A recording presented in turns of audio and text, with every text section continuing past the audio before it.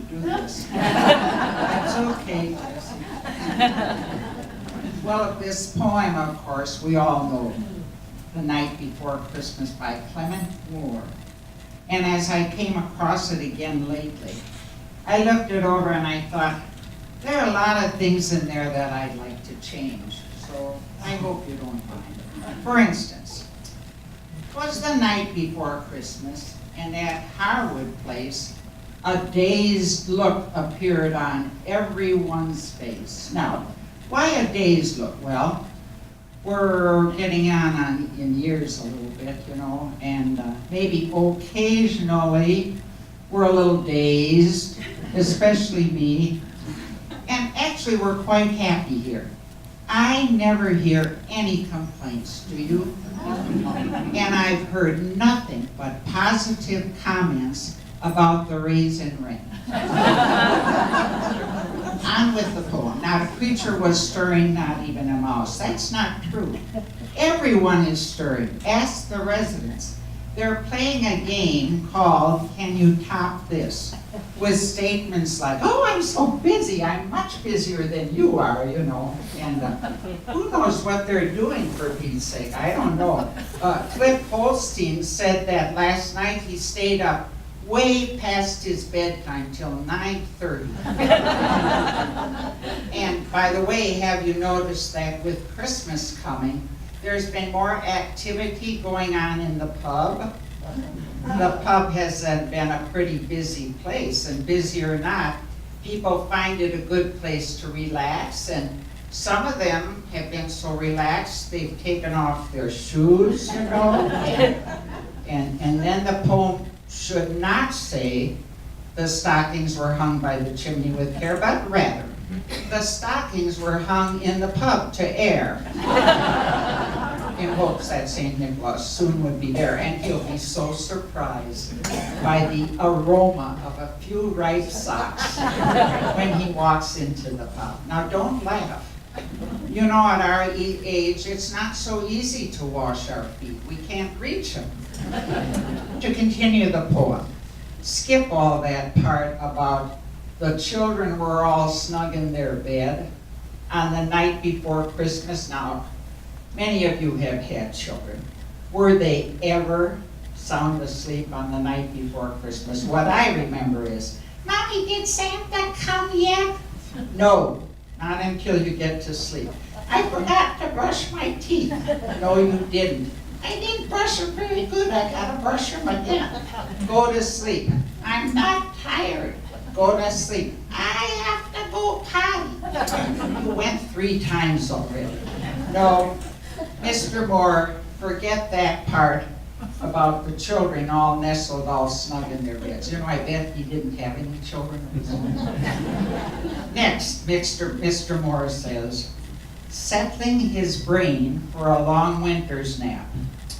Well, I don't know about you, but I've settled my brain a long time ago. Not only for winter, but spring and summer and fall. I've settled my brain for a long nap.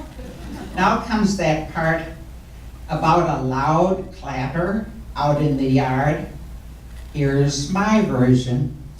When down in the card room there arose such a yowling, I knew right away it was Sue Meyer bowling. If you've ever been near that room, or not even very near, you know what I mean. When Sue bowls, everybody knows it. So to continue, when what to my wondering eyes should appear but a miniature sleigh and 8 tiny reindeer. Now, in your minds, shut your eyes and think about Santas at the mall, at the grocery store, teeny and tiny. I doubt it. I would call them big and fat. It says that Santa went flying up to the roof. Well, I don't know. Not like that. Just try to fit John Fannerstill into a kid's car seat. Now that's about what it would be like with that great big fat Santa in a teeny tiny sled pulled by teeny tiny reindeer. Now, I asked the brains in our bowling group, Martin Katchigan and Chuck Morris, to explain the engineering feat that accomplished that. And you know what they said? They asked me how long I've been hanging out at the pub. I'm telling you, I was really offended by that. And did you ever wonder who gave those teeny tiny reindeer their names? Dasher and Dancer, I can understand that, that's okay. But Dunder and Blitzen? That's German for thunder and lightning. That would scare any kid and any Harwood residents too. I think that the little elf who helped St. Nick name those reindeer was Valerie Reynolds. So what happens next? Santa's on the roof. He jumps into the chimney with a fire down underneath. He doesn't catch on fire. He's smoking a pipe, which does not set a very good example for the children or for the adults. He gets ashes and soot all over the place. He holds his stomach, which shakes like jelly, and he laughs, ho, ho, ho. That sounds like something only Warren Brown would do.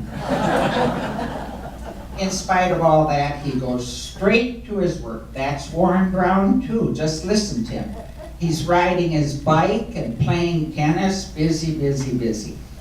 So, you know what the poem says next? Santa, fills all the stockings and then laying a finger aside of his nose, up the chimney he rose. I really wanted to ask Chuck and Martin if they could tell me how to do that, but I hesitated. I knew what they would accuse me of, the pub. Wrongly, of course. Well, big fat Santa goes up the chimney, hops into his teeny tiny sleigh, to his team gives a whistle, and no, they don't fall off the edge of the roof. Away they all fly like the down on a thistle. Can you really believe that?